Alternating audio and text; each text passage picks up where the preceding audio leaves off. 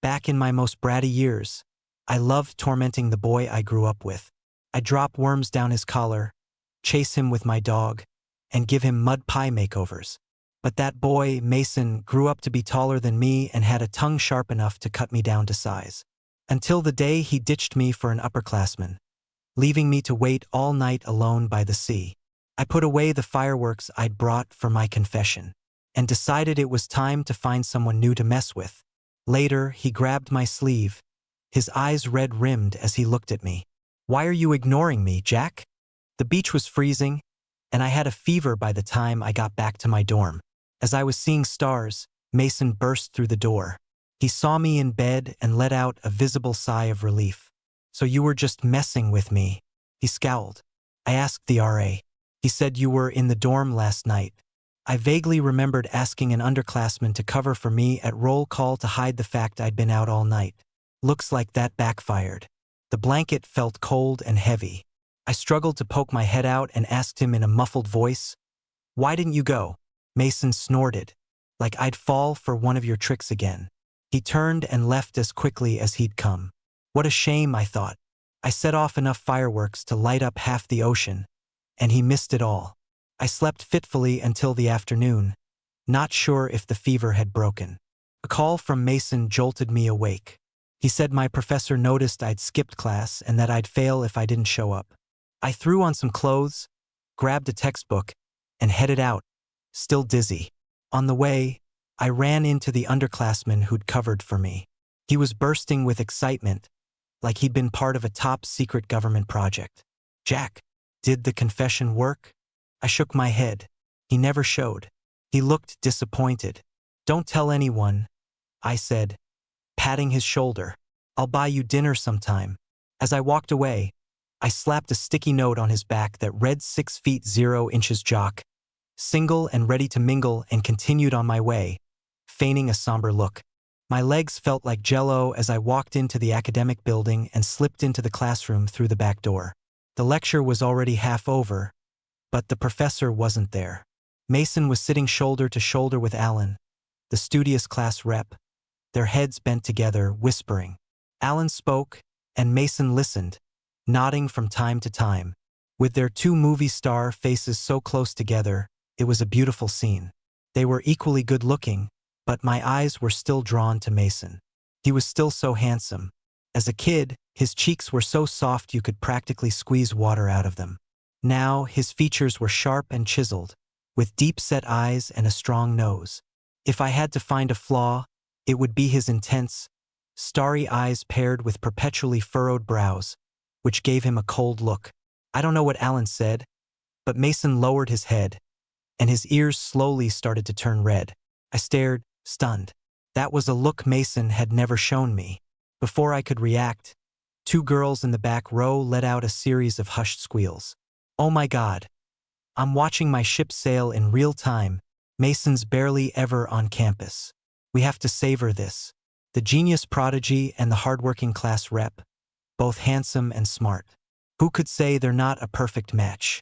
Look at the sparks when their eyes meet. After a moment's thought, I quietly sat down behind Mason. My first impulse was to poke him in the neck with my pen, hoping to leave a streak across his face when he turned around.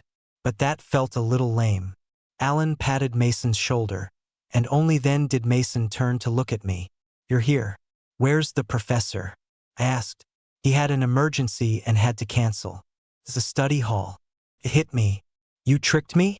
You tricked me too, didn't you?" Mason said, unfazed. My lead-filled brain started buzzing.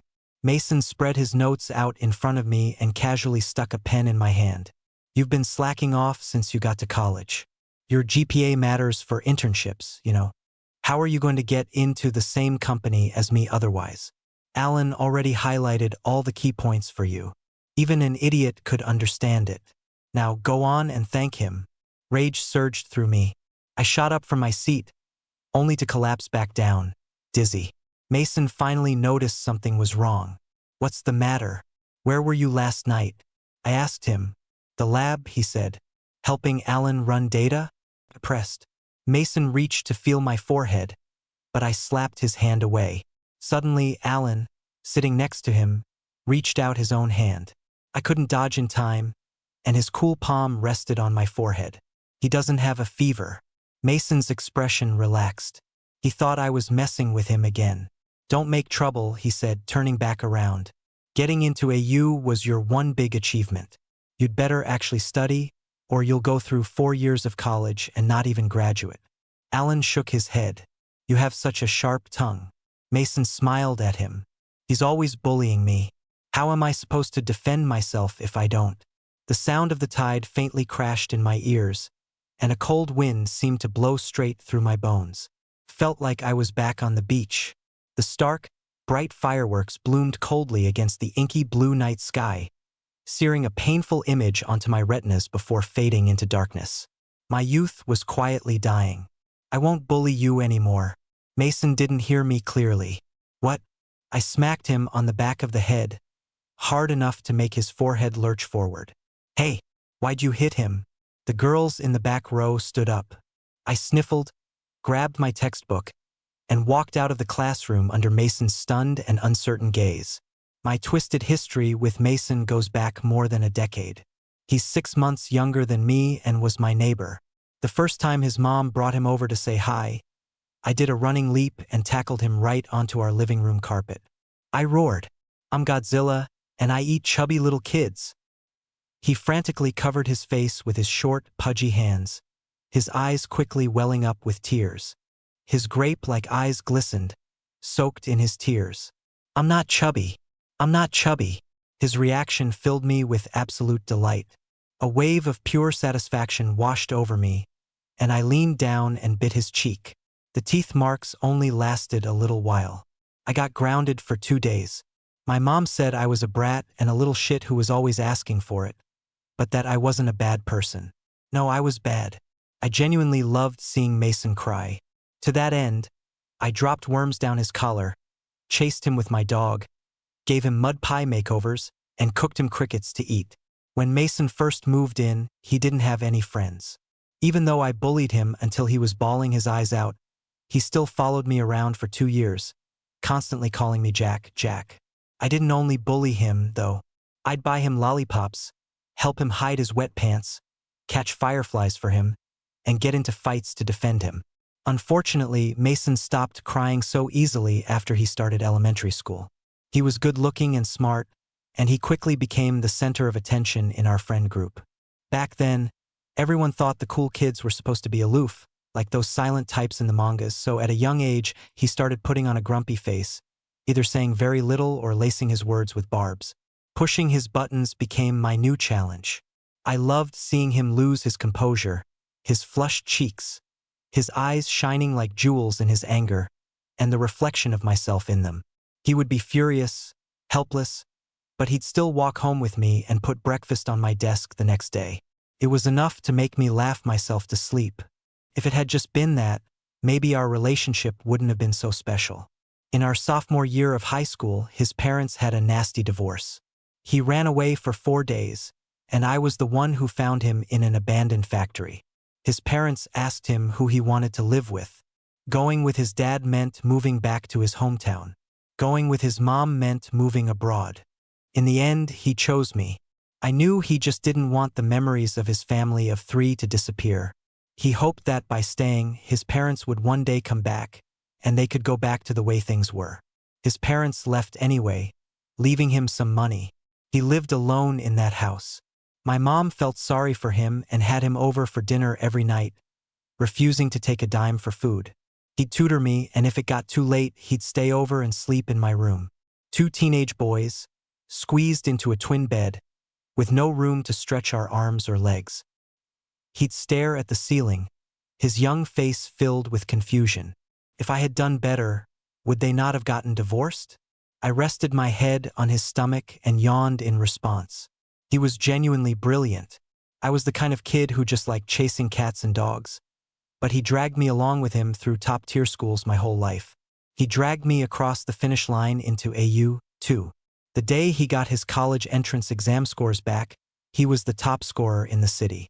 He called his parents ecstatic, but he didn't look very happy when he hung up. I woke up in the middle of the night and saw him crying with his eyes closed. It's a tear I can't forget to this day. It started from his thick, long eyelashes, pooling in the corner of his eye until it could hold no more, then slid down his flawless cheek and vanished. I stubbornly believed he should cry more, even though he was now taller and broader than me. I'd never seen anyone look so heart-wrenchingly soft as when he cried. So, the next day I dragged him back to his dad's hometown. His dad already had a pregnant woman living there, and his grandparents were terrified he'd ask for tuition money. The whole family was nasty to him. I threw a bag of shit-covered grasshoppers at them and pulled him away as we ran. As screams and curses erupted behind us, we looked at each other and burst out laughing. Does everyone eventually leave? I won't. That night, he secretly kissed me. When his warm breath touched my lips, I was actually already awake, but I didn't dare open my eyes. I believed that our bond was special. We were together through elementary, middle, high school, and even college. No one could ever take our place in each other's hearts. Until Alan appeared by his side. They were intellectual equals with endless things to talk about. They looked good together just standing next to each other. They looked like a painting. The person sitting next to Mason was no longer me. Mason told me not to come to his dorm, but he would go to the library with Alan. Mason got an internship and would bring things back for Alan every time he came back from the company. He was always cold to me but would smile at Alan. I kept suspecting that kiss was just my imagination, but I did consider the possibility that I liked him. So, I planned to use the fireworks to confess and figure out my next move. I guess the childhood friend never stands a chance against the new guy. He didn't need me anymore, and I should probably wake up from this delusion. After leaving the classroom, I went straight to the student health center. I got some meds and 4-drip and caught up on sleep in one of the beds. Mason called me. I rejected it and put my phone on silent. I drifted in and out of a groggy sleep. As the fever reducer kicked in, my body started to sweat, and my clothes became damp and heavy, sticking to my skin. I felt like I was wearing a suit of armor, or maybe like I was submerged in ice water. The cold was bone deep, but I couldn't move. Cold, I shivered. I heard a sigh next to my ear. In a half-dreaming state, it felt like someone unbuttoned my shirt and wiped me down with a warm towel. My limbs slowly began to warm up. The hand tucked my sweaty hair behind my ear, then moved down to my lips. A thumb traced the corner of my mouth, and then a wet, hot kiss landed. My lips were parted. I was pulled in, forced into an entanglement. Annoyed, I tried to open my eyes to see who it was, but my eyelids felt like they were glued shut. Darkness soothed me, my consciousness adrift in a fog. Mason! I shot up. When I opened my eyes, I saw Alan. He was resting his chin on his hand, looking down at his phone. There was no towel or hot water by the bed. I looked down at my shirt. It was buttoned up tight. Was it a hallucination? You really have a fever? Alan asked me. You even mistook me for someone else? I remembered what happened in the classroom. You're asking me that now? I honestly couldn't tell earlier. Alan defended himself. Yeah, right. He reached out to touch my forehead again. I slapped his hand away, so he picked up an elegantly wrapped paper bag and held it in front of me. This is the ginger and pork congee from Spring Garden. Consider it my apology. An apology? I narrowed my eyes suspiciously. I wasn't close with Alan. He spent most of his time with Mason. We were barely acquaintances.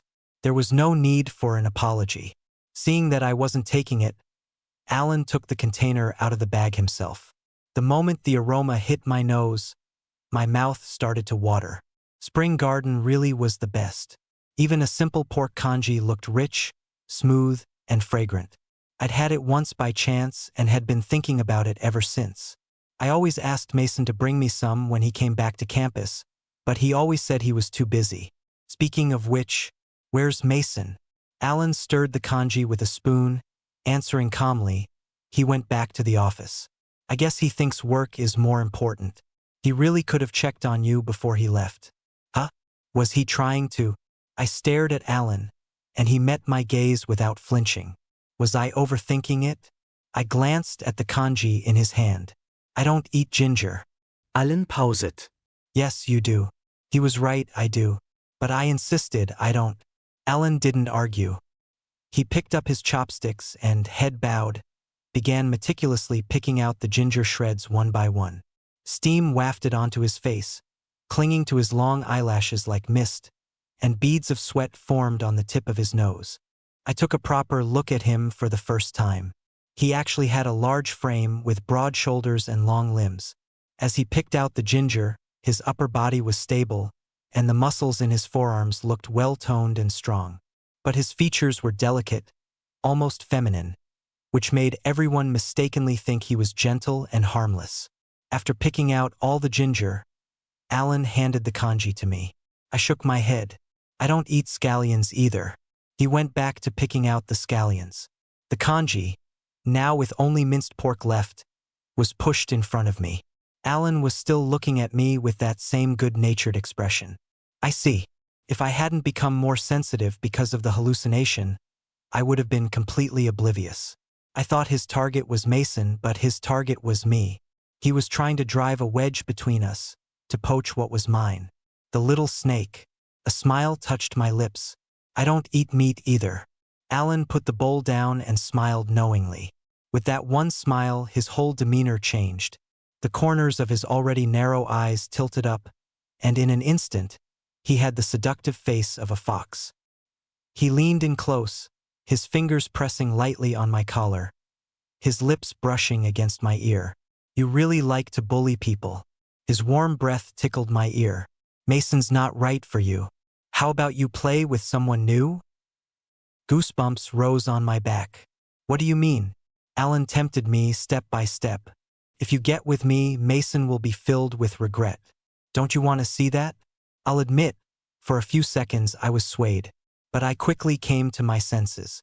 If I fell for Alan's trick, he'd just play me for a fool. I'd rather see you filled with regret. Alan pushed him away. He let out a low laugh and sat up straight. I pulled the covers over my head. Take it away. I don't eat rice either. After kicking Alan out, I went to the cafeteria for a pork cutlet rice bowl. As soon as I sat down and took out my phone, I saw a message from Mason. Why are you mad? A wave of frustration washed over me. I didn't want to deal with him, so I put my phone face down on the table. It was really all just a bunch of small things, but no matter how small the thorn, if you get pricked enough times, your heart will just give up. The pork cutlet was already cold, the texture waxy and hard to swallow. While I was spacing out, my goofy underclassman, Zach, plopped down across from me with a clatter. Jack, what the hell did you do?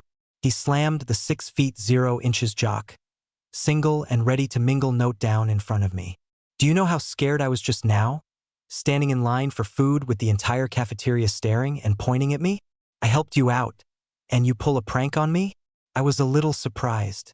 It had been a long time since a prank that childish had worked so well. I was helping you out too, Zach. What if you actually found a girlfriend this way? You think I need help? I get people asking for my number in the gym showers. I deliberately misinterpreted. Oh, so you're looking for a boyfriend?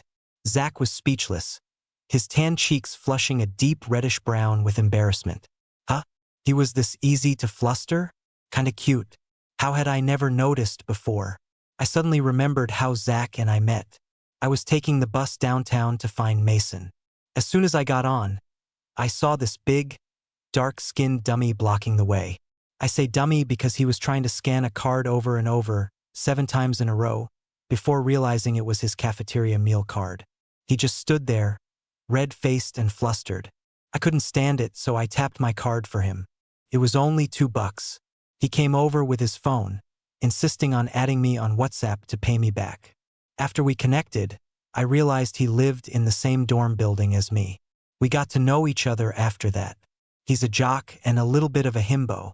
Following my principle of it's a crime not to mess with a fool, I'd pulled a few pranks on him, but I'd never paid much attention to his reactions. Thinking about it now, my bratty side was itching to test just how gullible he was. I stared at his feet and deliberately shouted, "Cockroach!"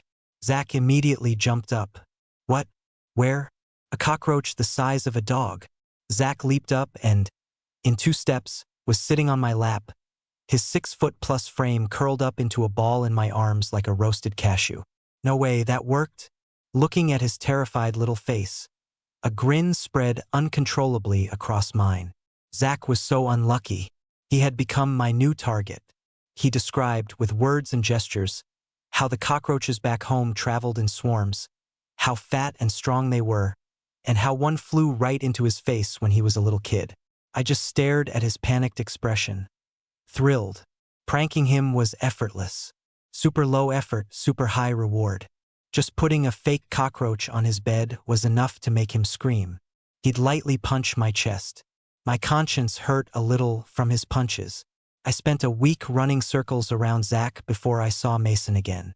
After his internship started, he rented a place off campus and only came back to school once every few days.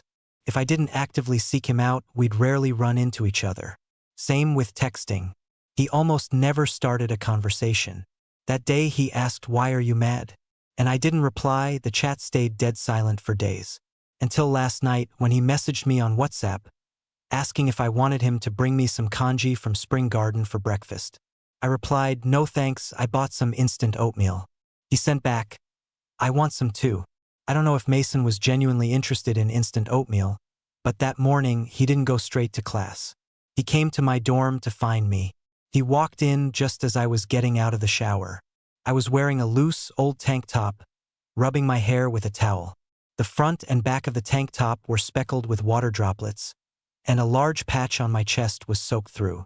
Mason sucked in a breath, quickly grabbed my jacket from the back of my chair, and draped it over my shoulders. I was confused. "What are you doing?" He coughed, his ears turning a suspicious shade of red. "It's cold. Don't catch it. Cold." I was about to say I wasn't cold when my foot slipped on a puddle of water, and I fell backward. "Watch out," Mason yelped. I scrunched up my face, bracing for impact, but the expected sharp pain never came. I opened my eyes and saw Mason's face, inches from mine. He had cushioned my fall, catching the back of my head and my lower back, breaking his own fall with his elbows so he wouldn't land on me. His pain twisted his features for a moment, but he quickly relaxed. He opened his mouth to say, "Do you have any sense of balance? How could you?" He looked up, met my eyes, and the rest of his sentence died in his throat. We were too close, so close our breaths mingled. Ever since we started college, he seemed to have intentionally kept his distance from me. It had been a long time since we'd lain together like this. I could see his thick eyelashes and his amber-colored pupils in the sunlight. His eyes darkened. The cool water was pooling in his palm, but his hand was getting hotter and hotter. I heard his Adam's apple bob, followed by a distinct gulp. His head lowered. My shoulders tensed, but then I saw he was just pushing himself up into a half-kneeling position before reaching out to pull me up. "The floor is cold." It was cold. Annoyingly so. Mason, knowing his way around, opened my closet, took out my hairdryer, and got ready to dry my hair. Without looking at me, he suddenly spoke. "Alan and I are in the same lab group." I was running data that day not just to hang out with him. I knew this was the explanation he had come up with after racking his brain about why I was angry. He added, "You should look at his notes more. They'll help you. He's a good guy, you shouldn't be prejudiced against him." I snatched the hairdryer from his hand. He instinctively raised it higher out of my reach. "Mason." He coughed awkwardly twice and handed me the dryer. The dryer whirred to life. He couldn't continue either. He saw the 3 cups of oatmeal on my desk and reached for the one in the middle. "Which one is mine?" I stopped him and pushed the cup on the left into his hand. "This is yours." Mason glanced at me. "You didn't put anything in it, did you?" "Nope." Mason took a sip of the oatmeal, his expression strange. I knew what he was worried about. I'd once put chocolate in his seaweed and egg drop soup. But it was Valentine's Day. This time I really hadn't. His cup was just plain oatmeal. "You?" He was about to say something when Zach's loud voice echoed from down the hall. "Jack." Zach ran in, stripped off his shirt right in front of me, revealing a steaming upper body, and plopped down on the chair in front of me. His tanned, muscular torso filled my vision, completely overshadowing Mason next to him. Mason instinctively took a half step forward, blocking my view. His eyes were full of vigilance. "Put your shirt on." Zach wasn't having it. It's wet. He tilted his head to look at me. I just finished practice. Give me a towel. Where's my oatmeal? I grabbed the cleaning rag from my desk and tossed it at him, then handed him the oatmeal I was holding. Zach grinned, wiped the sweat off with his own wet shirt, and opened the lid to chug the oatmeal. Whoa, this is spicy. Why'd you put pepper in it? It's the new viral trend. I don't believe you. Zach snatched the oatmeal I was holding and took half a sip before his face scrunched up like a chrysanthemum. Condensed milk and anchovies? I burst out laughing. Maybe pranks were really that important to me. Here I was, a college student in my 20s, laughing with pure, unadulterated joy over such a childish joke. Watching the friendly interaction between me and Zach, a trace of jealousy that he himself didn't notice appeared on Mason's face. Don't bully him. Give that cup to me. He took it upon himself to grab the oatmeal from Zach's hand. I'll make him a new one. Zach tilted his head back and chugged the rest of the oatmeal. Delicious. Mason's hand froze in mid-air. He finally rubbed his fingers together and lowered his arm. He turned to look at me, a hint of confusion in his eyes. Going to class? You go ahead. Alan is probably waiting for you. Bringing up Alan was my trump card. Mason couldn't argue with that. He nodded and left the dorm.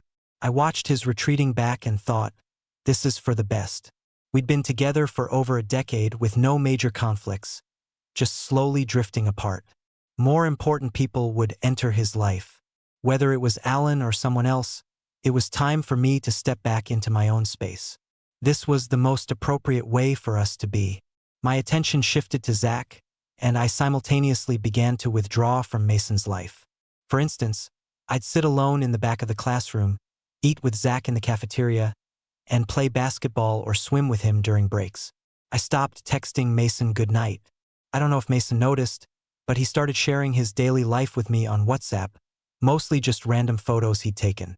Sometimes it was a cat, sometimes the sky, sometimes his cubicle at work. He'd casually mention that overtime was exhausting. One time, he went to some kind of exhibition and sent me over 20 photos of foreign prank toys, along with a message. Which one do you like? I'll buy it for you. I replied, you already know they're prank toys.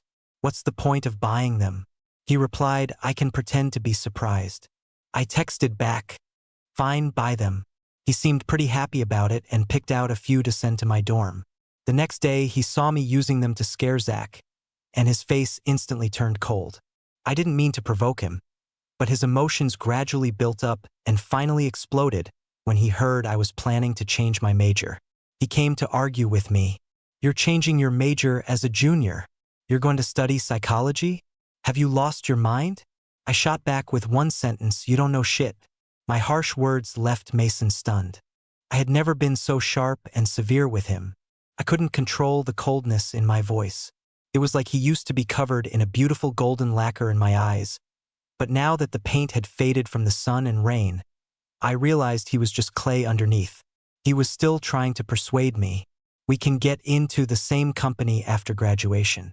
If the lab project is successful, companies will come to us about commercialization, and I can get you an internal referral.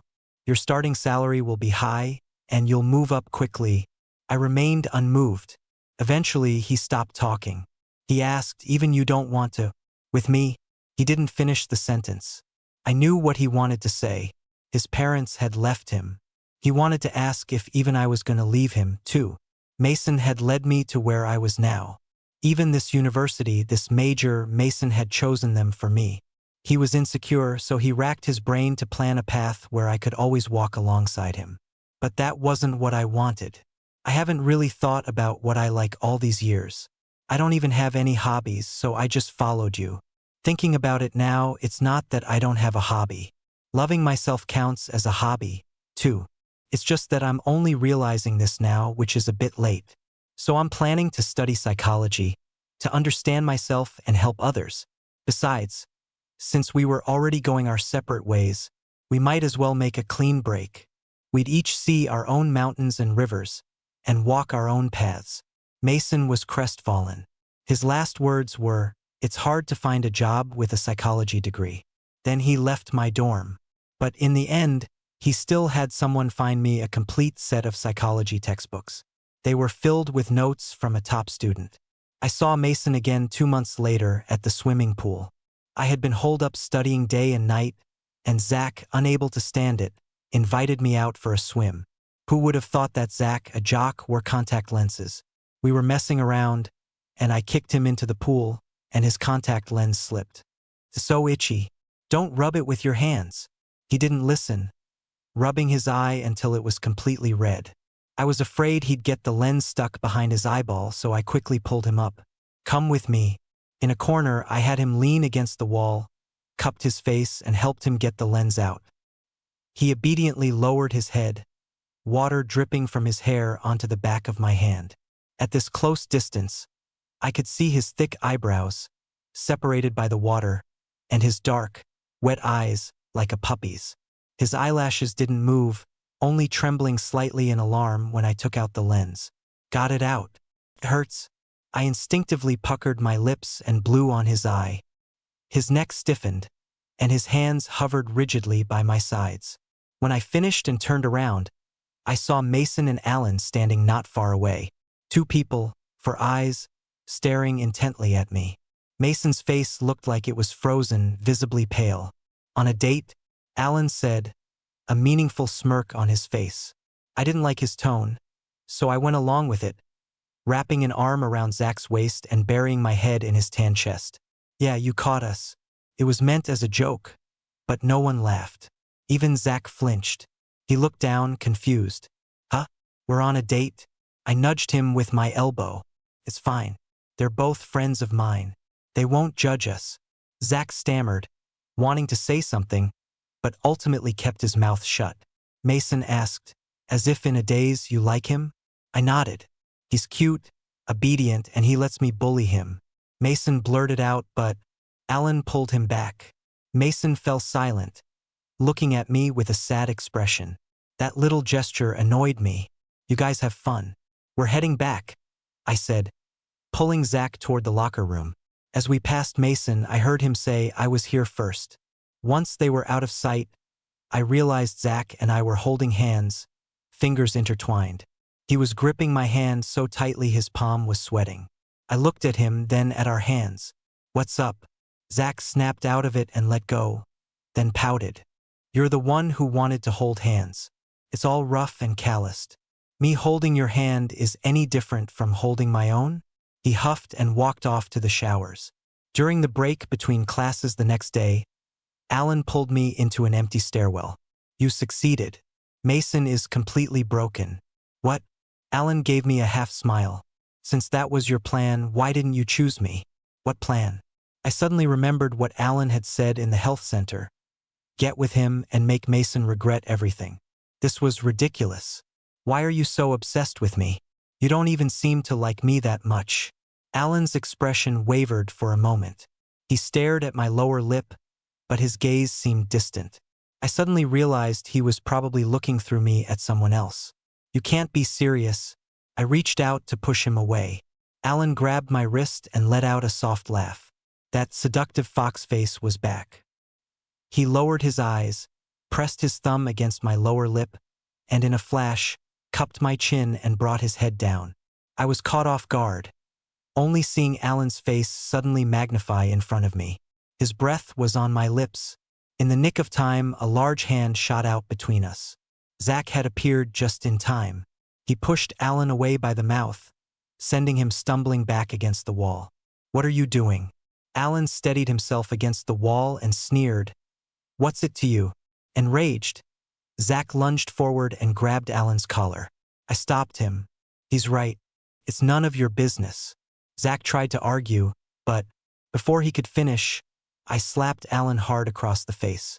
The sharp sound echoed in the stairwell, drawing a few gasps. The faces of the two girls appeared at the bottom of the stairs, with Mason behind them, looking like they had just come up. Why did you hit him? Seeing Alan's reddened cheek, the girls couldn't hold back. Couldn't blame them. In their eyes, I had slapped Mason first, then Alan. I was a complete villain. Zach defended me. Why can't he? Do you know what he was just trying to do?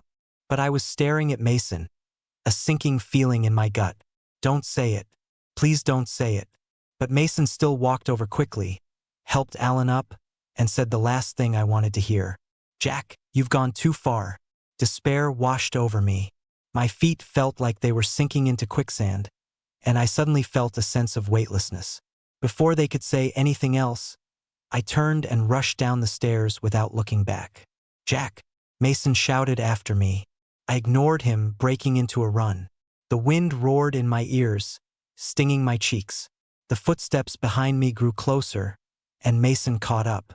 He cornered me against a wall, panting, a confused look on his face. I watched the sweat bead on his forehead as his mouth opened and closed. My head was spinning. What's wrong with you? Do you have some kind of misunderstanding about Alan? I cut him off. Who the hell do you think you are?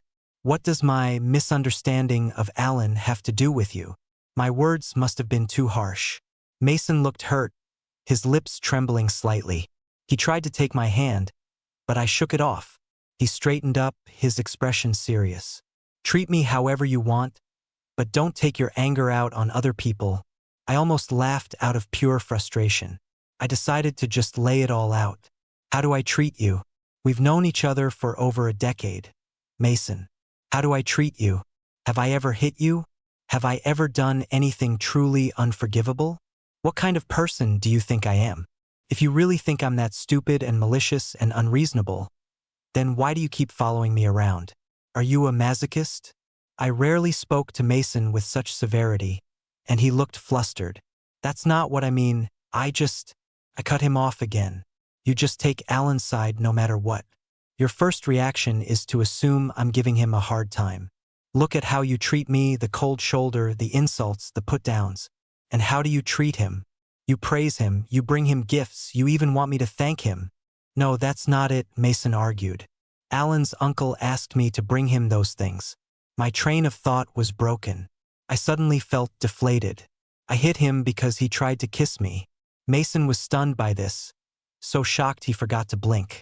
Mason, for once, couldn't you just choose to be on my side? I buried all my emotions and walked away quickly. Suddenly, things took a dramatic turn. I was called out on the campus forum. Those two girls wrote a 3,000-word post accusing me of campus bullying. In their narrative, I was inherently malicious, leading a gang of cronies and using all sorts of unimaginable methods to torment those around me. The genius prodigy, Mason, was my biggest victim. My terrible attitude towards Mason had spread to others, and even Mason's good friend, Alan, had been assaulted by me. They had personally witnessed me slapping both Mason and Alan. They couldn't tolerate such evil behavior on campus and demanded that the school administration deliver justice and punish a troublemaker like me. I planned to have Alan clean up this mess, but he had disappeared from campus. When I called his phone, his uncle answered, saying he was sick and giving me no opportunity to speak with him. I discovered something terrifying. Alan's uncle was also named Jack. What kind of replacement lover trope was this? Sick. Zach spoke up to defend me, but since he was essentially one of the cronies, he was just swarmed with attacks. My professor called me in immediately to understand the situation. I just vaguely said it was a misunderstanding. What could I say? The dramatic love and hate of a bunch of gay guys? Everywhere I went, people would point and whisper, so I just decided to stay in my dorm and ride it out. Zach joked with me on WhatsApp. Did you ever think you'd become the campus bully? I replied. Did you? He asked earnestly. Is there any way to salvage your reputation? I teased him we could announce we're dating. He started typing, but then nothing for a long time. I went to the bathroom to wash my face. When I came back, there was a long string of messages on my phone. What relationship? Are you serious? Oh, you think announcing a relationship just makes it real? Am I just a tool to clear your name? I'm a 6'2" athlete. I'm very popular, you know? Bro, I'm not gay. What will my friends and teammates think? I have a reputation to maintain. Babe, what time are we making it official? Spinning puppy. GIF. Cute. I wanted to sit on him until he stopped breathing. I picked up my phone, about to text him back, when a new notification popped up from the campus forum. I thought Zach had actually done something, so I quickly clicked on it, only to find that the post was from Mason. He didn't address the drama directly. Instead, he posted a 10,000-word essay, eloquently writing about the little moments between us over the past decade. He wrote about everything from kindergarten to college, saying that his friendships, his family ties, and all his other emotions were invested in me. Perhaps there really is such a thing as imprinting. He was the earliest companion I have in my memory, and I can't accurately express what he means to me, because being close to him feels like my nature. From the first moment we met over a decade ago, my laughter, fear, and tears have all been tied to him. If there had to be one word to explain the relationship between us, that word would be fate. In the end, he said that he had taken his status as my childhood friend for granted, that his behavior had been biased and caused me pain, and that he apologized to me. He said the situation wasn't what everyone thought, and that he would face it with me. My fingers trembled as I held the phone after reading the post. Another message from Zach quickly came through. I don't need to make an announcement anymore, do I? The long post set the forum on fire. People started reading between the lines, analyzing the arrows of affection between all of us. The crowd's imagination was vivid. Hundreds of replies quickly wove countless versions of love triangles and squares. Needless to say, even by the laws of probability, one of those versions had to be close to the truth. Around 4 p.m., someone suddenly posted a video. The poster said, "I don't know if this video is related to this incident, but I happened to film it at the beach a while ago. I think I saw one of their names." I clicked on the video and saw the sky above the sea erupting in a continuous display of fireworks. It was a grand, yet somehow lonely display. The fireworks seared their mark onto the night sky before vanishing. At the most spectacular moment, 2 glittering gold letters exploded into view. MJ. At some point, all the posts disappeared. Someone must have paid to have them deleted. The campus quickly returned to normal. Only one person broke down. Mason. He finally knew what he had missed that night. He left me waiting at the beach. The next morning, as I opened my dorm room door, my foot hit him. He must have come in the middle of the night, not daring to wake me, and had been squatting by my door all night, hugging his knees. Looking closer, his hair was a mess. He looked exhausted. His cheeks were hollowed out, and the dark circles under his eyes nearly reached his neck. When Mason saw me, he staggered to his feet and stood before me, head hung low. I stared back in silence. He asked in a muffled voice, "Are you still willing to hear my explanation?" Noticing the odd tone in his voice, I was surprised and reached up to feel his forehead. Sure enough, it was burning hot. I led Mason into the dorm and got him some fever medicine. This gesture made Mason deeply ashamed. He grabbed my hand, his relatively calm expression completely crumbling. "You waited at the beach all night, didn't you? I'm so sorry. There was a problem with the project that day. I was running data all night and didn't check my phone. I didn't see your message asking me to the beach until the next day. You thought I was lying to you, so you didn't tell me. So that's what happened." A tide of sorrow surged in my chest. I felt like my insides were all twisted into a knot. I pulled my hand away. Mason suddenly wrapped his arms around me, pressing me against the wall and kissing me. The moment our lips touched, I understood. That kiss that night was real. The second kiss in the infirmary was also real. I pushed Mason away. "Alan didn't come until after you left that day, did he? You were the one who wiped me down. You bought the kanji, too." This guy, who put on a show of belittling and distancing himself from me, was actually filled with desire for me. Mason looked even more miserable. "I've actually been in love with you for a long time. Whenever you're in front of me, I can't stop myself from wanting to kiss you. But you're too important to me. I was afraid that if I took that step, we couldn't even be friends anymore. I feel like I'm so twisted. I know the things I said were awful, but when you didn't care, it made me feel special and it made me happy. I tried so hard to act like I didn't care, but in reality, I want to devour you. The moment you look at someone else, I go crazy. I'm sorry. I'm the one who messed everything up." Mason kept rambling on. It seemed he really liked me, but strangely, I had always thought he liked someone else.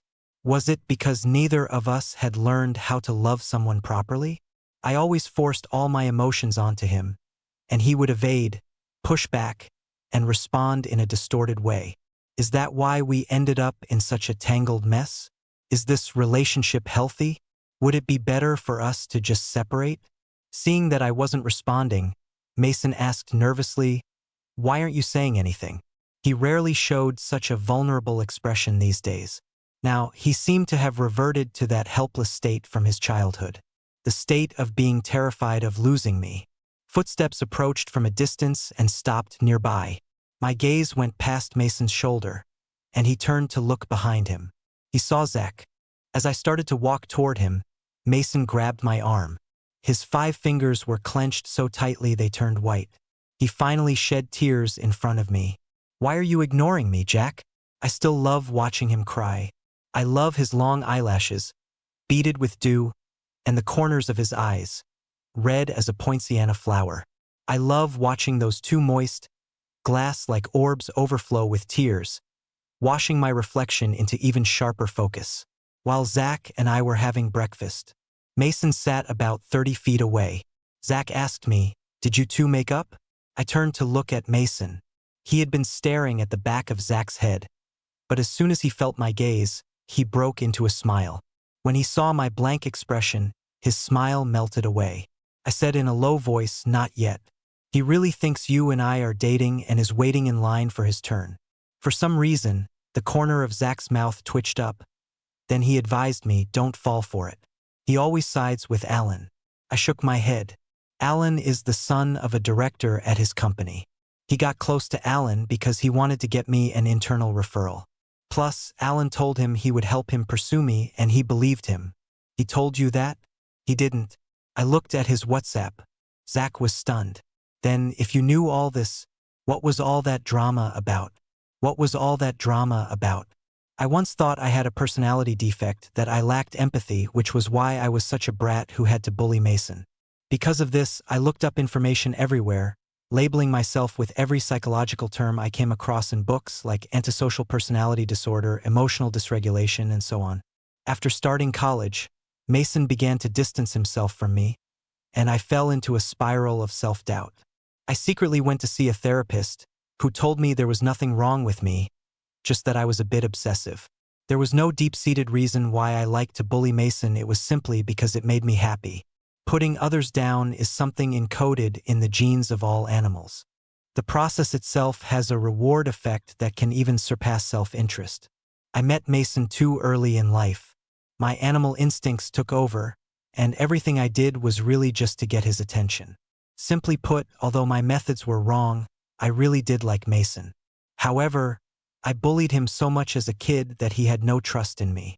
A relationship like that wouldn't last. I needed an opportunity to change the dynamic between us. I wanted him to do more than just rely on me, be used to me, and secretly fantasize about me. I wanted him to trust me, to give me his unconditional love. As for his fear, especially his fear of losing me, I wanted that to stay exactly the same, from now until forever, just as it was when we first met. I also wondered if I was too obsessed with this relationship, if I should just let him go. But the moment I see him cry, all those thoughts disappear. I rested my chin on my hand and said to Zach sincerely, "Mason's tears are my drug." Zach was dumbfounded, looking like his brain was short-circuiting. After a long pause, he lowered his head. "Why are you telling me all this?" "Because we're friends," I said. His eyelashes fluttered rapidly. "Aren't you afraid I'll tell Mason?" I pushed my entire breakfast over to Zach as a bribe to keep him quiet. "The reality is we have a mutual crush. We're in love. Doesn't that deserve a happy ending?" Zach didn't say anything. He glanced in Mason's direction. "Well, if you want a happy ending, why are you still giving him the cold shoulder?" I looked over again. This time, Mason wasn't looking at me. He was staring down, stirring a bowl of congee, tears falling into it one by one. He really is the person most suited to crying in the world. He has the most heart-melting tears in the world. I sighed. Let him cry a little longer. I like to watch. A year later, I successfully transferred to the psychology department and planned to continue my studies in this field. Mason was promoted and made a permanent employee at his company. and we moved in together. Mason cares about his image, so in public, I've toned it down a lot. We look like regular classmates, but behind closed doors, he has nowhere to run. I make him fulfill his promise. Do we really have to do this? What did you promise me? The puppy ears. And the hand, cuffs. I cuff Mason to the headboard, straddle him, and run my hand over his firm, strong abs. His eyelashes tremble, the muscles in his forearms tense up, and his usual cool, self-controlled demeanor is gone. All he can do is pant softly, the corners of his eyes flushed red as he begs me. I lean down and descend upon him. A long while later, can't we rest yet? Jack, I have a meeting tomorrow morning. What did you call me? Jack, big brother. He's about to cry again.